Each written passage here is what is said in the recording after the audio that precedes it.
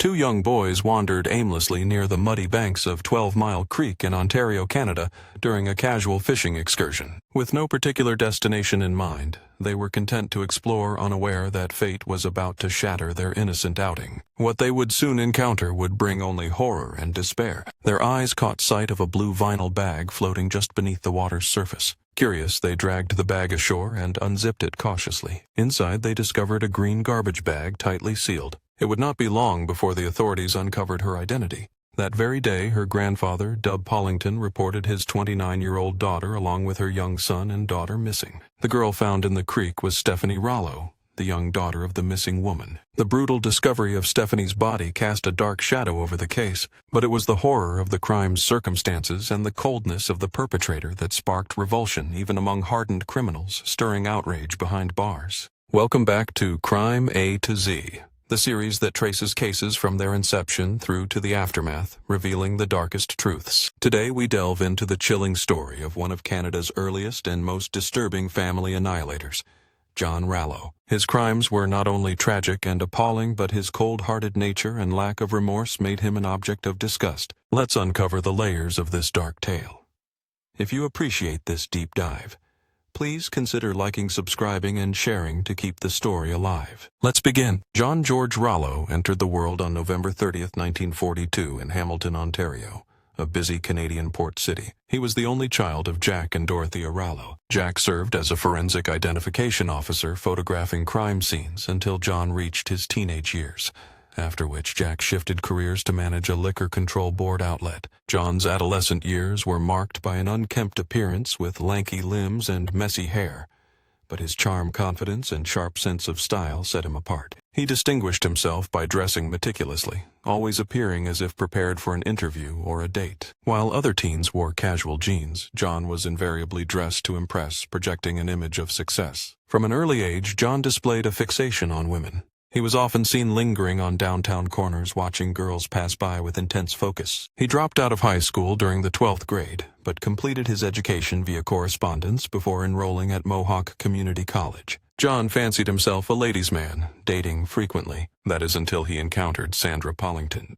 At age 20, John met 15-year-old Sandra, daughter of Margaret and Dub Pollington. Sandra grew up in Hamilton, Ohio, alongside her younger brother and sister. Their relationship began, but Sandra's family disapproved, citing John's age and Catholic faith as obstacles. Yet Sandra's infatuation with John won her family over in time. John advanced professionally, working in the engineering department at Hamilton City Hall, eventually becoming an office manager, while Sandra held a position as a title searcher in a law firm. After 4 years of dating, they married on October 8, 1966. By 1969, their first child arrived, a son named John Jason Pollington. 2 years later, in 1971, they welcomed a daughter, Stephanie Pollington. On the surface, the family seemed content, but appearances were deceiving. John's wandering eye was more than casual glances. He engaged in numerous extramarital affairs, including a prolonged relationship with a colleague. At one point, John sought advice from a divorce attorney, while Sandra stopped wearing her wedding ring and confided in friends about her dissatisfaction with John. They even briefly placed their house on the market before Sandra and her children vanished without a trace. The alarm was raised when John appeared at his father-in-law Douglas Pollington's office in Cambridge,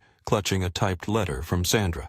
By then, a full day and a half had passed since their disappearance. The letter claimed Sandra was leaving John for a wealthy lawyer, taking the children with her. But Doug found the story dubious, knowing Sandra's close bond with her family, and no hint that she planned to leave. John also alleged that a mysterious lawyer had been harassing his household with phone calls for over a year. Oddly, John urged Doug to consult an attorney before involving the police. Obediently, Doug sought legal counsel John and his in-laws, then visited the family home in Raleigh, where John feigned grief over his missing wife and children. His mother-in-law recalled his tears were all show, noting no genuine emotion. Throughout the ordeal, she never saw a single tear fall. She observed that John remained cold and unaffected by the disappearance of his family, including his young children. Together with Margaret, John visited his own parents' home to break the grim news. There, both mothers urged John to seek medical treatment for his injured hand, but he refused. Sandra's younger sister, Janice, also came to the house. She had spent the summer avoiding John's increasingly inappropriate advances. When babysitting her niece and nephew Janice faced John's unexpected arrivals at the house, she resorted to locking herself in the bathroom and running the shower to drown out his unwelcome presence. On the day Janice prepared to leave, John accompanied her to her car, an act that would soon reveal a darker truth. Janice later disclosed that John had embraced her, then crossed the boundary by placing his hands down her pants, an assault that was far from a first occurrence. Approximately 18 months before the disappearance, Janice had reported this abuse to the police, pressing charges against John. During the ensuing investigation, authorities uncovered that John possessed graphic and violent bondage pornography magazines. The material was so explicit it was deemed illegal under Canadian law. Disturbingly, certain details from these magazines would later align eerily with key evidence tied to the disappearance of John's family. Meanwhile, Doug Pollington had been advised by the attorney he consulted to contact the police immediately. Once he did, the official investigation was launched. The morning after John arrived at work promptly by 9 a.m., an hour later a detective entered his office declaring he was there to take a missing persons report. John claimed he had just intended to call the police himself. As the detective spoke with John and took notes, a radio report crackled through. A young girl had been discovered in a creek stuffed inside a duffel bag. The girl was Stephanie, John's own daughter. Two young boys had stumbled upon her during their exploration. She was wrapped in a trash bag, then forced into the duffel bag, with an anchor meant to sink her beneath the water. The police summoned John to the station for questioning. When informed that the recovered body was indeed his daughter, John lowered his head, yet no tears came to his eyes. He further explained that the night Stephanie was born, Sandra had suffered hemorrhaging, accounting for any blood found on the mattress. John also stated that Sandra had cut out bloodstains from their mattress cover. When questioned, John recounted that he and Sandra had not shared a bed for several nights prior. He attributed this to a fight over his relationship with a neighbor. John described how the neighbor had come over to borrow liquor, and during the exchange he touched her breast. According to John, the neighbor spread rumors throughout the neighborhood, humiliating Sandra. Though the two families eventually reconciled and became friends again on the Friday before the disappearance, while skinny dipping together late into the night, John lingered in the pool with the neighbor longer than Sandra found acceptable. John insisted it was mere horseplay, but Sandra was furious, and John ended up sleeping on a cot in the basement. He recalled waking around 9 a.m. on August 17th, finding it strange that the children were still asleep. He went upstairs only to discover that neither Sandra nor the children were in their beds. The only item she took was her wallet. John recounted a year's worth of anonymous phone calls from a male caller who once hinted he was a lawyer. Rather than notify police, John said he challenged the caller to meet in person, telling him to act like adults. The caller never appeared. John insisted this mysterious lawyer was responsible for his family's disappearance, despite no evidence to support the claim. John remained steadfast in his story, even as his own actions raised suspicion he dismissed as reasonable. On Tuesday morning, August 17th, the day after his family vanished, John called in sick to work. This marked the start of a series of questionable behaviors. He said he dismantled the couple's bed to cope with his frustration. John then ripped out the light-colored shag carpet, even tearing chunks of padding near the window. He told police Sandra had complained about the carpet's smell from the children being sick, and the cat soiling it. Yet to his lawyer, John admitted he did it out of rage after discovering Sandra's typed letter. Later that day, John chose the day of his family's disappearance to return a light switch to Canadian Tire. While there, he also purchased anchor weights. At dusk, he embarked on an aimless drive, zigzagging through cities without purpose. He returned home around midnight and decided to take a bike ride. During the ride, he fell off the bike after hitting a brick or stone, providing a convenient explanation for the cuts on his hands that police soon noticed. The following morning, Wednesday, August 18th, John was up at 5:15 a.m. He said he kept busy by vacuuming and dusting the house. John also removed the carpet pieces he had torn out, disposing of them at 2 separate dump sites. Later that morning, around 11:30 a.m., John finally informed Sandra's parents that his family was missing and went to their home. At the police station, John was questioned until his father arrived with a lawyer halting further interrogation. By then, the authorities had gathered all necessary information. By 11:30 that night, John, clad in a pale green leisure suit, was taken into custody and charged with the murder of his daughter, the only victim recovered at that time. Meanwhile, the relentless search for the rest of John's missing family pressed on. Among the grim discoveries was the body of a Hamilton man who had vanished during a fishing trip that April. He was found slumped in the driver's seat of his submerged car, having suffered a fatal heart attack. His vehicle had apparently veered off the road, sealing his tragic fate. The authorities also found the body of a middle-aged woman nearby. Days slipped by until August 26th, when a helicopter scanning the waterways spotted a green sleeping bag floating in the Welland Canal, tightly bound by what appeared to be rope or cord. The sleeping bag was open at one end, revealing a green trash bag protruding from within. It was Sandra. As the searchers drew near, they saw her feet emerging from the trash bag. Her toes painted a stark red. The ropes and sash cords binding the bundle were intricate, each knot carefully interlinked with the next. These knots matched those found in bondage magazines that had been seized from John's possession the previous year. Like her daughter Sandra, had been weighted down in a calculated effort to sink her body to the bottom of the canal. 2 anchors weighing 15 and 20 pounds served this grim purpose. She had suffered brutal beatings, and her protruding tongue suggested strangulation. Sandra was laid to rest beside her daughter as John faced a second murder charge. The search for young John Jason dragged on for 2 more months before finally being called off. Yet even without his body, law enforcement remained certain John was responsible. A third murder charge was brought against him. Despite John's implausible tales about the day's events, investigators pieced together a different, darker narrative. They surmised John had concocted a story about a mysterious lawyer, a scapegoat, to divert suspicion while tarnishing his wife's name as an added cruelty. The theory held that John and Sandra had clashed in their room, possibly over an affair, whether his or hers remained unclear. In a violent outburst, John struck Sandra in the face, damaging her nose and nearly dislodging her teeth. Evidence revealed a savage struggle. John bore a bite mark on his hand while Sandra's jaw was crushed by his blows. Her blood splattered across the curtained sheets mattress and soaked deeply into the shag carpet beneath the window. Seizing a nearby cord from the window blinds, John used it to strangle Sandra.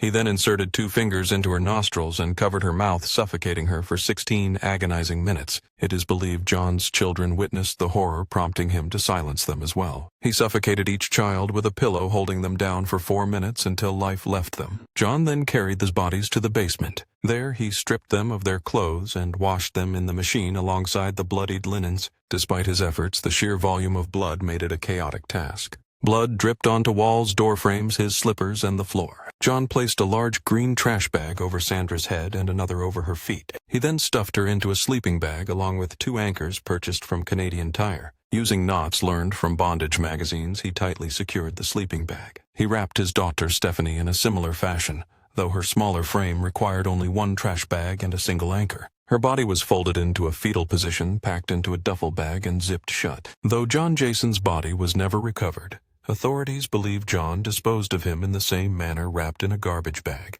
John then tore up the carpet and began dismantling furniture in the bedroom, hauling it away. His attempts to clean were futile. Numerous blood smudges, drops, and stains remained. He tried to explain the blood as the result of Sandra hemorrhaging, citing a previous nosebleed.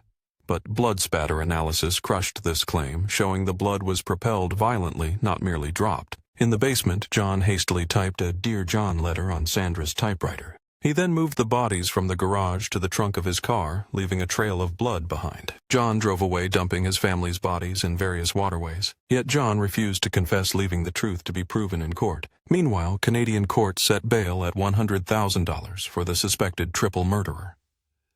4 months after the killings on Christmas Eve, John posted bail. He walked free, awaiting his trial scheduled for November 1977, nearly a year later. During this time, he lived with his parents. He sought to return to his managerial job at City Hall, but was denied. Each day, John visited his family's grave, laying flowers solemnly. He mowed the lawn at their home, including the area around his children's swing set. Though he waved to neighbors, they ignored him completely. Finally, the trial commenced.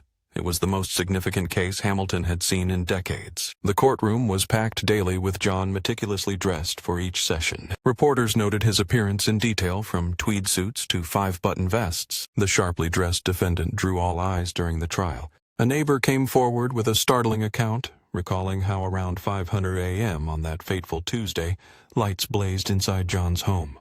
They witnessed him moving repeatedly in a manner consistent with tearing up carpet, directly contradicting his claim of being asleep in the basement until 9:00 a.m. Roughly a week into the trial, a woman from John's workplace stepped forward, revealing details of an affair that exposed his infidelity, shaking the courtroom. Public outrage surged to new heights following her testimony, fueling fears among the prosecution that John might face threats or attempt to evade justice by fleeing. In response, the judge swiftly revoked John's bail, ordering him back behind bars. To protect the jury's impartiality, John was brought to court each morning ahead of their arrival, concealing the fact that he remained in custody. John took the stand in his own defense, delivering testimony over 2 days that spanned 5 intense hours. After 6 hours of deliberation, the jury delivered a unanimous verdict. John Rallo was found guilty on all 3 counts of murder. Given the chance to speak, John maintained his innocence, asserting that what sustained him was the knowledge that he had not committed the crimes. More poignantly, he insisted that Sandra Stephanie and John Jason, wherever he might be, knew the truth as well.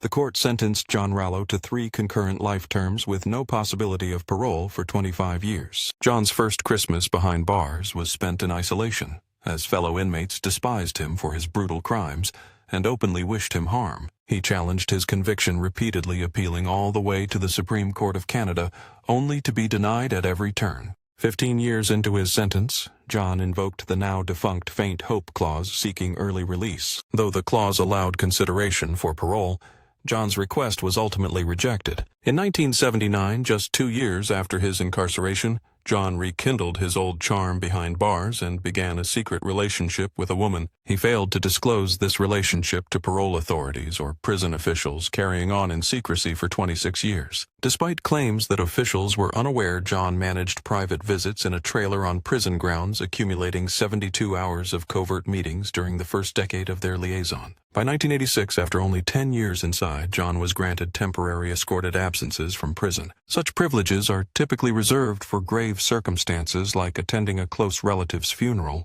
Yet John's absences, totaling 17, allowed him to attend family celebrations, including holiday gatherings and his parents' wedding anniversary. For 5 years, the Pollington family remained unaware of these absences, only learning of them after reports surfaced that John had been spotted in Hamilton. Outraged, Dub Pollington alerted the police, warning them John had been seen in town. To Dub's dismay, authorities cautioned him that he risked harassment charges against John. In 1990, 14 years into his term, John was transferred to Beaver Creek Institution, a minimum security prison in Gravenhurst, where he continued to enjoy escorted absences. Doug Pollington described the facility as almost luxurious, where inmates played golf, enjoyed lake outings, and lived comfortably. 16 years after his conviction, the Pollingtons confronted John for the first time since his imprisonment. The encounter took place during a parole hearing to decide whether John's escorted absences should continue. At that hearing, John expressed deep longing, reflecting on the milestones he would never witness.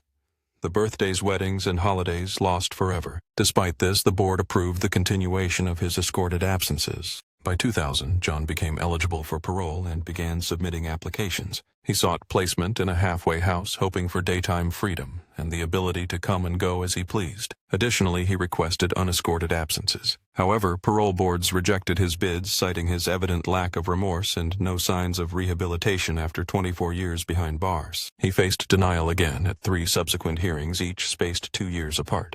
Then, at his 4th hearing in 2007, John altered his approach dramatically. He broke down in tears, a display that swayed the board to grant him day parole, allowing unescorted passes and the chance to live 4 nights a week with his girlfriend and 3 nights at a halfway house. During the day, he was free to come and go at will, provided he returned overnight. Though denied full parole for refusing to admit guilt by 2020 at age 77, John received a 90-day medical pass to reside full-time with his girlfriend due to the COVID-19 pandemic. The following year, in a parole hearing, the Pollingtons could not attend due to ill health. John was granted full parole. After over 45 years imprisoned, he walked free under strict conditions to stay away from his victims' families and report any new relationships. Though the Pollington family was devastated by his release, John had served more time than most Canadian killers, held back largely because he never admitted guilt. His refusal to confess kept him behind bars as long as possible. For Sandra's surviving siblings, John's release was a bitter paradox. Their decades-long battle against his freedom ended, yet the man who destroyed their family was now a free individual, a torment they had fought against at every hearing for more than 40 years. At the time this story was told, John Rallo was 80 years old. He was last known to be living with the woman he called his common-law wife. The Pollingtons had long hoped to finally lay John Jason to rest beside his mother and sister before their own time came. At every parole hearing, the Pollington family confronted John with one haunting question.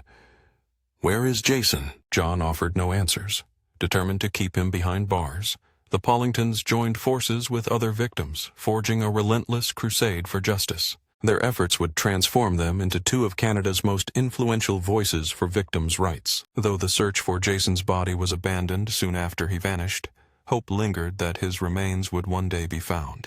In 1977, a year after Jason disappeared, authorities believed they had finally uncovered the truth. A young boy's body was discovered 5-year-old Jamie Shearer, but tragically it was mistaken for Jason's. Jamie was laid to rest beside Sandra and Stephanie, a grim error frozen in time. Years later, during an unrelated investigation, the body was exhumed, revealing the devastating mistake. The Pollingtons' hope to finally bury their grandson was shattered, leaving their grief unresolved. In 2011, 35 years after the tragedy struck their family, Doug and Margaret Pollington passed away just one day apart. Margaret's battle with Alzheimer's ended peacefully, while Doug succumbed to complications from a massive heart attack the very next day. At the time, Margaret was unaware her husband had been hospitalized, and Doug lay in a coma, unaware of his wife's passing. Their son David reflected on this bittersweet timing, noting neither had to endure the pain of losing the other. This story honors Sandra, Stephanie, and Jason victims whose memories demand justice. We invite you to share your thoughts on John and this chilling crime in the comments below. We close today with a poignant excerpt from Doug Pollington's obituary,